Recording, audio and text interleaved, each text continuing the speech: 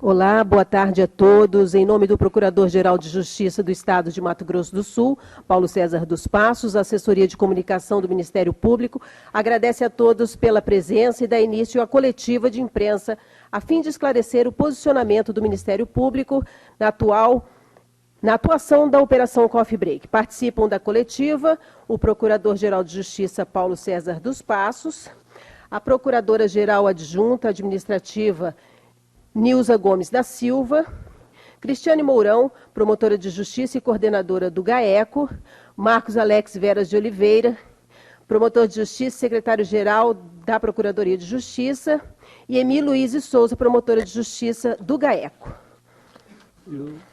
Por este ser um assunto de grande relevância à sociedade e ter gerado uma grande demanda da imprensa, o Ministério Público achou melhor proceder com essa coletiva para ter a certeza de que esse assunto, que requer muito cuidado e algumas informações que estão sob sigilo, sejam dados diretamente aos senhores. Gostaria de agradecer a compreensão e a gentileza de todos, informar que quem vai responder as perguntas será o Procurador-Geral de Justiça, que está aqui presente, e gostaria que cada um se nominasse para fazer a pergunta. Uma pergunta, por favor, por cada veículo.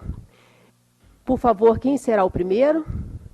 Não, nós vamos fazer primeiro uma abertura com o doutor Paulo César dos Passos, que vai fazer uns esclarecimentos, e depois a gente segue para as perguntas de vocês, ok?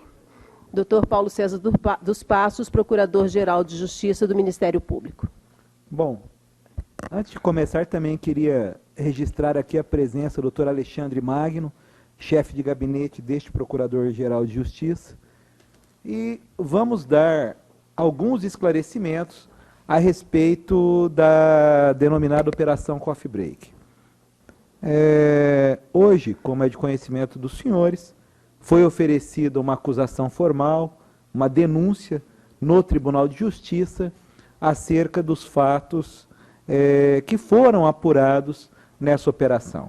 Eu tenho que fazer, para que tenham uma compreensão, e peço a paciência, um breve relato do que é essa operação, no que consistiu, para que as pessoas tenham conhecimento das conclusões do Ministério Público. Então, a Operação Coffee Break, ela é uma investigação que teve início numa investigação feita pelo GAECO, num procedimento de investigação criminal feito pelo GAECO, 2/2014, e também no inquérito policial oriundo da Delegacia da Polícia Federal aqui de Mato Grosso do Sul, 530/2014. O primeiro, a investigação do Ministério Público, foi instaurada a partir de uma representação subscrita pela pessoa de Paulo Sérgio Teles, que atribuía a Gilmar Antunes Olarte e o seu então assessor Ronan Edson Feitosa de Lima a prática de vários ilícitos criminais. Os indícios coletados naquela investigação pelo GAECO, então coordenado pelo Dr. Marcos Alex, revelaram que a pessoa de Gilmar Antunes Olarte e Ronan Edson Feitosa de Lima atuaram em conjunto na prática de delitos de corrupção, em razão das funções públicas que ocupavam na administração pública desta capital, crime de lavagem de dinheiro, fatos que são objetos de ação penal que tramita no Tribunal de Justiça. Naquele procedimento investigatório, foram apurados indícios que poderiam levar à conclusão da existência de corrupção ativa e passiva para a cassação do mandato do prefeito municipal Alcides Bernal. Contudo, naquela época daquela investigação, nós não conseguimos, na investigação, apurar elementos seguros da existência de corrupção na votação que resultou na cassação do mandato do prefeito Alcides Bernal. Mas, naquela investigação ainda, foram ouvidas diversas pessoas pelo GAECO, noticiando a existência de vantagens ilícitas a vereadores para que votassem favoravelmente a cassação do mandato do prefeito. Áudios colhidos com autorização judicial registraram também intensa movimentação na indicação de ocupação de cargo junto ao Poder Executivo Municipal, logo após a ascensão de Gilmar Olarte à titularidade da Prefeitura de Campo Grande, mas faziam referências ao cumprimento de promessas feitas anteriores, muito tempo antes da assunção de Gilmar Olarte à titularidade da Prefeitura de Campo Grande. Nós não tínhamos, o Ministério Público e o GAECO, elementos seguros para, com certeza, confirmar essa negociação ilícita. Ocorre que, em meados de julho de 2015, a Polícia Federal, o Ministério Público Federal e a Controladoria Geral da União deflagraram a denominada Operação Lama Asfáltica, que era destinada a apurar delitos relacionados à malversação de verbas federais no âmbito estadual. Nessa investigação da Polícia Federal, do Ministério Público Federal e da Controladoria Geral da União, foram realizadas interceptações telefônicas que demonstravam a existência de uma conjugação de esforços de empresários, de agentes políticos e de terceiros com o objetivo de promover a cassação do mandato do prefeito eleito, sob o manto da corrupção. A mídia local noticiou fartamente trechos dessas gravações que ilustravam esse conluio criminoso, o que fez com que a Procuradoria-Geral de Justiça instaurasse um procedimento criminal, delegando aos promotores de justiça do GAECO as atribuições para investigar, sob a coordenação do promotor de justiça Marcos Alex. Com a autorização judicial, foram compartilhadas provas colhidas pela Polícia Federal no inquérito policial número 530/2014, respaldando a investigação do GAECO, que tramitou no procedimento investigatório criminal número 18/2015. Esses procedimentos feitos pelo Ministério Público Estadual valeram-se de diligências como interceptações telefônicas judicialmente autorizadas, buscas e apreensões, análise de dados telefônicos, trabalhos de campo e outros. E somados seus conteúdos, conseguimos, o Ministério Público, sob a atuação do GAECO, demonstrar de maneira nítida que o processo de cassação foi permeado por atos de corrupção. Essa atuação do GAECO, que foi uma atuação, e eu quero deixar aqui frisado, marcado pelo profissionalismo, marcado por uma investigação de qualidade, que possibilitou ao Procurador-Geral de Justiça a formação da sua opinião, demonstrou, infelizmente, a existência de um conluio, de uma conjugação de esforços de empresários, de políticos e de terceiras pessoas para a cassação do prefeito Alcides Bernal e a manutenção de situações que atentam à moralidade, à probidade e aos princípios éticos e legais que permeiam todo o agente político. Dessa maneira, nós conseguimos, o Ministério Público do Estado de Mato Grosso do Sul, na visão deste Procurador-Geral, demonstrar, em primeiro lugar, que empresários, com a cassação do então prefeito, seria garantido o restabelecimento de privilégios junto à administração pública municipal, tais como a continuidade dos contratos de seus interesses e suplementações orçamentárias elevadas. Em segundo lugar, aos agentes políticos, principalmente diversos vereadores, seria garantida a entrega, direta ou indireta, da titularidade de secretarias municipais estratégicas, além da prerrogativa de indicarem seus aliados a nomeações em cargos comissionados na administração pública municipal, ampliando e solidificando suas esferas de poder e atuação. E ainda, em alguns casos, seria garantido o proveito de vantagens financeiras. Em terceiro lugar, a ambição política do então vice-prefeito de ocupar o cargo máximo do Executivo Municipal, exercendo o poder e desfrutando de todos os benefícios ilícitos ou lícitos dele decorrente. E em quarto lugar, e mais importante, seria restaurada a dominação político-empresarial ao mesmo grupo que, depois de anos de incontestável hegemonia, foi retirado do poder e do controle dos recursos públicos da administração municipal.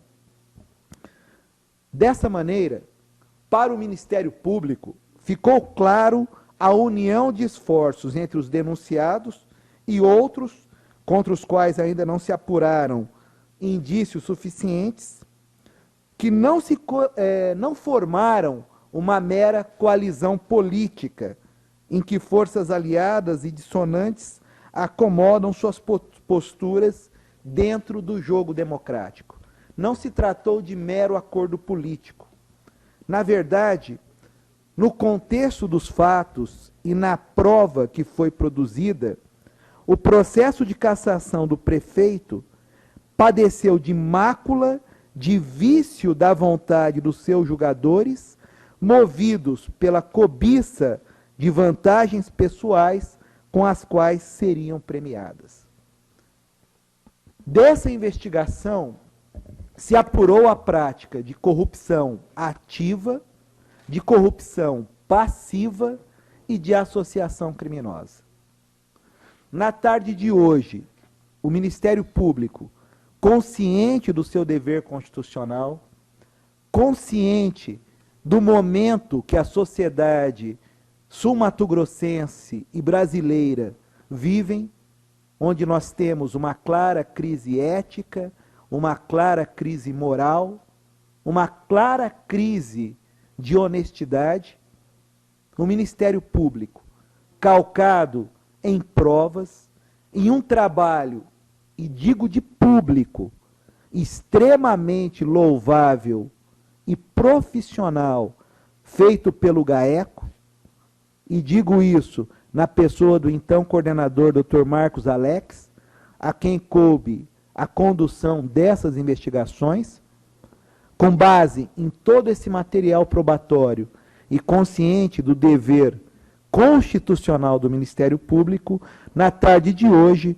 foi oferecida denúncia contra 24 pessoas que figuram no polo passivo em razão desses crimes que nós, Ministério Público, entendemos demonstrados nesse momento. Associação criminosa, corrupção passiva e corrupção ativa.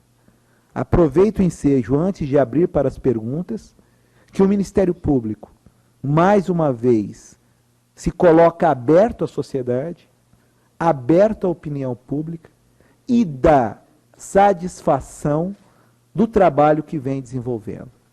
Quero deixar claro aqui que todos os denunciados terão oportunidade de se defender, de apresentar as suas razões. Não fazemos pré-julgamento. O Ministério Público não pré-julga. O Ministério Público atua com base em provas, em investigação, com serenidade, mas fundamentalmente com um compromisso indelével com a sociedade do nosso Estado. Disse, quando da minha posse no dia 6 de maio, o Ministério Público não será surdo ao clamor da sociedade. O Ministério Público ouve a sociedade, age com profissionalismo e busca que aqueles que tenham cometido qualquer desvio no campo da probidade ou criminal sejam punidos.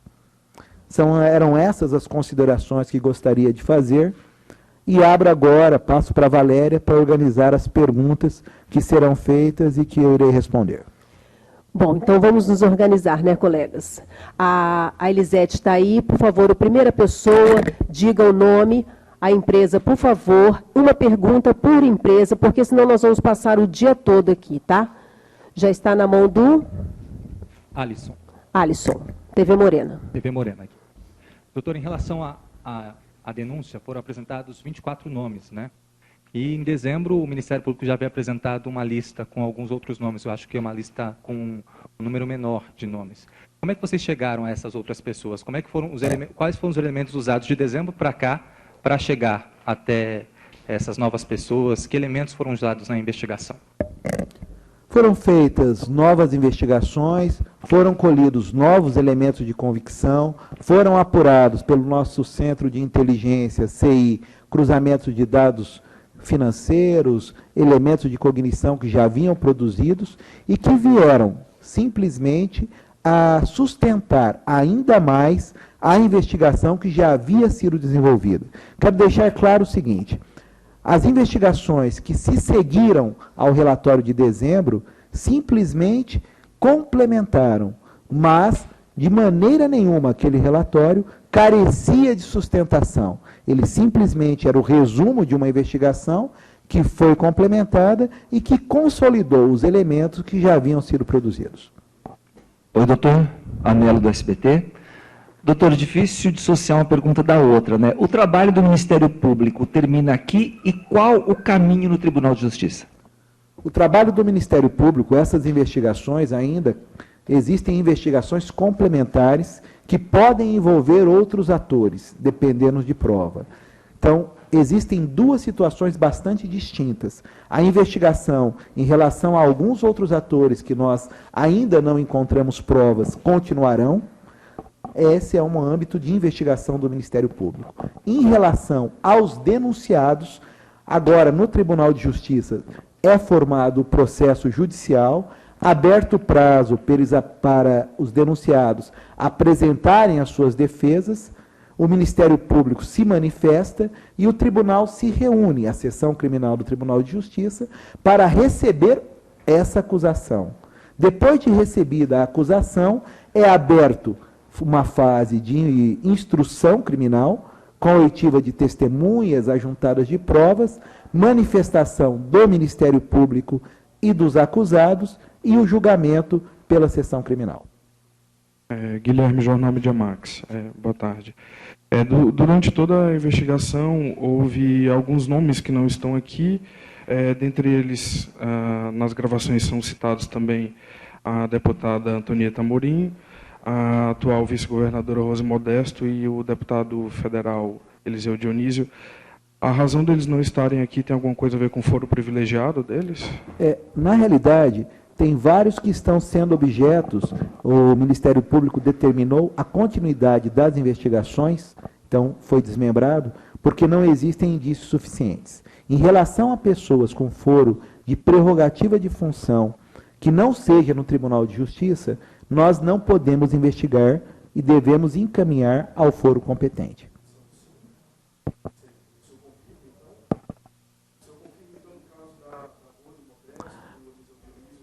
Todos os demais que não foram investigados, há uma decisão no bojo do processo determinando o prosseguimento dessas investigações.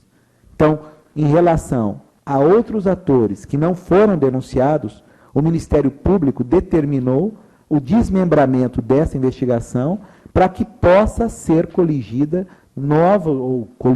novas provas, a fim de que possamos formar um convencimento definitivo da existência ou não da prática de crime por essas pessoas.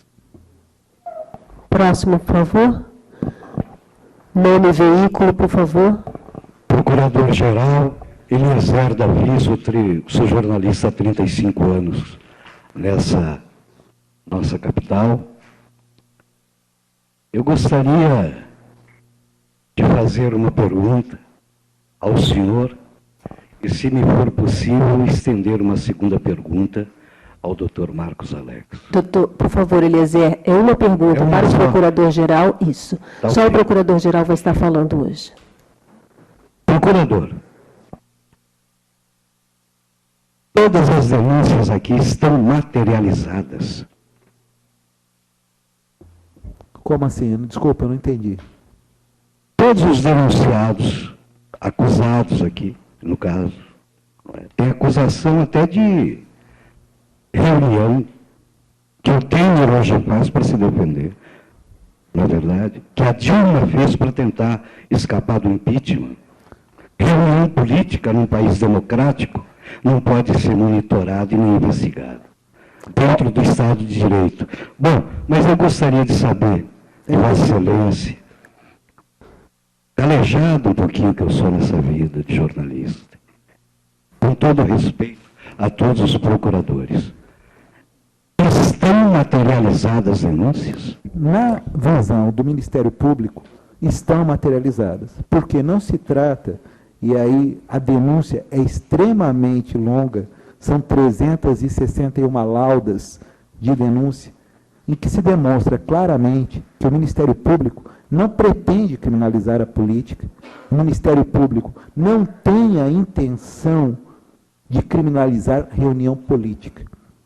Isso é próprio do jogo democrático, é próprio de uma democracia cujo Ministério Público tem a obrigação constitucional de defender o regime democrático. Agora, o Ministério Público não coaduna, o Ministério Público não compreende reuniões políticas quando se trata de cassação de um mandato eletivo. Reuniões políticas onde se trama a cassação de um agente, onde se oferecem vantagens em troca do voto. O Ministério Público entende que corrupção passiva e ativa do 317, parágrafo 1º do Código Penal e do 333 do Código Penal estão perfeitamente caracterizadas, não apenas pela reunião política, mas pelo conjunto de provas que foram carreadas nessa longa investigação. Então, eu quero deixar claro, tanto a você, Eliezer, compreendendo a sua preocupação, que também foi a minha, quando me debrucei desde o início nessa investigação. Uma investigação que ultrapassa 7.000 páginas, que compreende interceptações telefônicas, que compreende cruzamento de dados, e que, na visão do Ministério Público, deixando claro que a palavra final é do Poder Judiciário, e eu disse aqui que nós não pré-julgamos, mas formamos a nossa convicção jurídica, nessa investigação, que, ao meu ver, foi extremamente profissional e bem conduzida, as provas são contundentes na demonstração clara, inequívoca, no cometimento dos ilícitos que eu já mencionei. Próximo, por favor. Boa tarde, procurador Lisiane Berrocal, Jornal do Domingo. Da outra vez, o Ministério Público fez encaminhamentos também para afastamento e pedido de prisões de alguns envolvidos. Dessa vez também terá? Não, o Ministério Público é muito claro nesse momento.